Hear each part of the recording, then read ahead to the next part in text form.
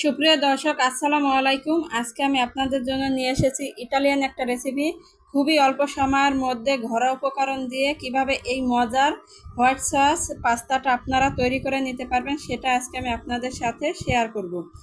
White sauce pasta তৈরি করার জন্য প্রথমে আমি একটা হাঁড়িতে দিয়ে দিলাম পানিটা আমার গরম হয়ে গেছে। এরপরে এই পানির ভিতরে আমি দিয়ে দিচ্ছি 200 গ্রাম পরিমাণ পাস্তার ভিতরে আমি দিয়ে দিচ্ছি 1 চামচ লবণ, আর দিয়ে দিলাম 2 চামচ রান্নার তেলটা দিয়ে দিলাম এই কারণে যে যখন পাস্তাটা সেদ্ধ হবে তখন পাস্তাটা একটার সাথে একটা লেগে যাবে না, খুবই ঝরঝরা হবে। তাই অবশ্যই পাস্তা সেদ্ধ করার সময় একটু রান্নার তেল দেওয়ার চেষ্টা করবেন। পাস্তাটা আমার 90% মতো সেদ্ধ হয়ে গেছে। এখন আমি পাস্তাটা গরম পানি ঝরিয়ে ঠান্ডা করে নিচ্ছি। এরপর আমি আরেকটা কড়াইয়ের ভিতর দিয়ে দিলাম অল্প পরিমাণে তেল। এই তেলের ভিতরে আমি দিয়ে দিচ্ছি কিছু রসুন কুচি আর কিছু আদা কুচি, 1 কাপ পেঁয়াজ কুচি দিয়ে এখন আমি তেলের সাথে ভালো করে পেঁয়াজটা একটু ভেজে নিচ্ছি। পেঁয়াজটা যখন ভাজা একটা ফ্লেভার বের হবে, এই পর্যায়ে আমি এতে দিয়ে দিচ্ছি চিকেনটা কিন্তু আমি হাড় ছাড়া শুধু মাংসটা নিয়েছি। চিকেনগুলো আমি এরকম ছোট ছোট কিউব করে কেটে নিয়েছি। এরপরে চিকেনের ভিতরে আমি দিয়ে দিলাম 6 থেকে 7টা কাঁচামরিচের ফালি আর সামান্য পরিমাণ একটু লবণ দেওয়া হয়ে গেছে। এখন আমি চিকেনটা একটু ভেজে নিচ্ছি। চিকেনটা যখন আমার হালকা ভাজা হয়ে যাবে তখন আমি চিকেনের ভিতরে দিয়ে দিচ্ছি 2 চামচ সয়া সস আর 3 চামচ টমেটো সস। এরপরে দিয়ে দিচ্ছি 1 চামচ লেবুর রস, দিয়ে দিলাম ইয়েলো কালার ক্যাপসিকাম। আমার কাছে ইয়েলো কালার ক্যাপসিকাম ছিল, সেজন্য আমি ইয়েলো কালার ক্যাপসিকাম দিয়েছি। আপনারা চাইলে যে কোনো কালারের ক্যাপসিকাম দিতে পারেন, যদি না চান তাহলে এটা স্কিপ করাও যেতে পারে। এরপরে এখন মশলার সাথে ভালো করে চিকেনটা আমি মিশিয়ে একটু সময় নিয়ে কষিয়ে নিচ্ছি। যখন একটু কষিয়ে নেওয়া হয়ে যাবে এখন আমি এতে সামান্য পরিমাণ একটু পানি দিয়ে দিলাম। এই পানিতে চিকেনটা আমার সেদ্ধ হয়ে যাবে।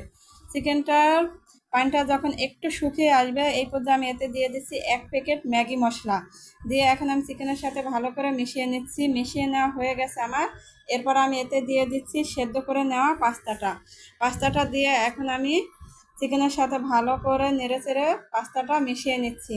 মিশিয়ে নেওয়া হয়ে গেছে আমার। এখন আমি এটাকে আরও 5 মিনিটের মতো জাল করে নেব। 5 মিনিট জাল করে পাস্তাটা আমার রান্না করে নেওয়া হয়ে গেছে। এরপরে এই পাস্তাটা আমি সাইডে রেখে দিয়ে আরেকটা ফ্রাই প্যানে আমি 1 চামচ ঘি দিয়ে দিলাম। এখন আমি একটা স্পেশাল সস তৈরি করে নেব। এরপরে এই ঘির ভিতরে আমি দিয়ে দিচ্ছি 1.5 চামচ পরিমাণ ময়দা দিয়ে এখন আমি ঘির সাথে ময়দাটা ভালো করে মেল্ট করে নিচ্ছি। যখন ঘির সাথে ময়দাটা আমার মেল্ট করে নেওয়া হয়ে গেছে এরপরে এই ময়দার ভিতরে আমি দিয়ে দিচ্ছি 500 গ্রাম লিকুইড দুধটা দিয়ে এখন আমি চুলার জালটা একদম লো হিটে রেখে ভালো করে ময়দার সাথে দুধটা মিশিয়ে নিচ্ছি। এই সময় চুলার জালটা হাই হিটে রেখে কিন্তু ময়দার সাথে দুধটা মেশাতে গেলে ময়দাটা ময়দাটা একটু দানা দানা থেকে যাবে, সেজন্য চুলার জালটা একদম লো হিটে রেখে দুধের সাথে ময়দাটা মিশিয়ে নিতে হবে। এরপরে আমি এই দুধের ভিতরে দিয়ে দিচ্ছি 1 চামচ চিনি আর দিয়ে দিলাম সামান্য পরিমাণে একটু লবণ, দিয়ে দিচ্ছি 1/2 চামচ পরিমাণ গোলমরিচের গুঁড়া, 1/2 চামচ পরিমাণ অরিগানো দিয়ে এখন আমি দুধের সাথে ভালো করে এগুলো মিশিয়ে নিয়ে একটা সস তৈরি করে নিচ্ছি। সসটা ঠিক এইরকম ঘন হবে। আমি আপনাদের দেখে দিচ্ছি আমি কীরকম সস তৈরি করে নিচ্ছি। এরপরে এই সসটা আমি সরাসরি পাস্তার ভিতর দিয়ে এখন আমি পাস্তার সাথে সসটা ভালো করে মিশিয়ে আরও 3 মিনিটের মতো জাল করে নিচ্ছি। 3 মিনিট আমার জাল করে নেওয়া হয়ে গেছে। এরপর আমি এই পাস্তাটা একটা কেকের মোলের ভিতর ভালো করে ঢেলে দিয়ে দিচ্ছি।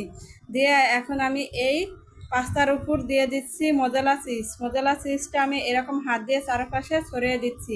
মোজালা চিজটা আমার চারপাশে ছড়িয়ে দেওয়া হয়ে গেছে। এরপরে আমি এই চিজটা একটা ফ্রাই প্যানের উপর একটা স্ট্যান্ড বসিয়ে উপরে দিয়ে এখন আমি ঢাকনাটা ঢেকে দিচ্ছি। ঢাকনার ছিদ্রটা আমি বন্ধ করে এখন আমি এটাকে 20 মিনিট কুক করে নেব। তাহলে হয়ে যাবে আমার আজকের অসম্ভব মজার হোয়াইট সস পাস্তা। এভাবে পাস্তা বানিয়ে বাচ্চাদের টিফিনে বা বিকেলের নাস্তা যে কোনো সময় পরিবেশন করতে পারবেন। আশা করছি আমার আজকের রেসিপিটা ভালো লেগেছে। যদি ভালো লেগে থাকে তাহলে অবশ্যই একবার হলো বাসায় ট্রাই করবেন, ফ্রেন্ড অ্যান্ড ফ্যামিলির সাথে শেয়ার করবেন। আল্লাহ হাফেজ।